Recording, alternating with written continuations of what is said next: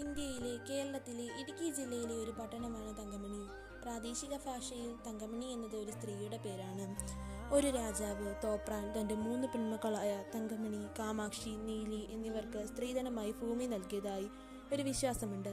തങ്കമണിക്ക് ലഭിച്ച സ്ഥലം ഇപ്പോൾ തങ്കമണി എന്നും സമീപത്തുള്ള മറ്റ് സ്ഥലങ്ങൾ കാമാക്ഷി, നീലവയൽ എന്നും അറിയപ്പെടുന്നു. തങ്കമണി പട്ടണം യഥാക്രമം തമ്പ്രാൻകുന്ന്, കുട്ടൻകവല, കുരിശുപാറ എന്നീ 3 ചെറിയ കുന്നുകളുടെ താഴ്വരയിലാണ് സ്ഥിതി ചെയ്യുന്നത്. രസകരമായ ഒരു കാര്യം, കാമാക്ഷി മറ്റൊരു സ്ഥലമാണെങ്കിലും തങ്കമണി പഞ്ചായത്തിനെ കാമാക്ഷി പഞ്ചായത്തെന്നും ഓഫീസ് തങ്കമണി പട്ടണത്തിൻ്റെ മധ്യത്തിലുമാണ് സ്ഥിതി ചെയ്യുന്നത്. ചിലപ്പോൾ ഔദ്യോഗിക രേഖകളിൽ തങ്കമണി എന്നും എഴുതിയിട്ടുണ്ട്. ഏറ്റവും അടുത്ത പട്ടണങ്ങൾ കട്ടപ്പന, നെടുങ്കണ്ടം എന്നിവയാണ്.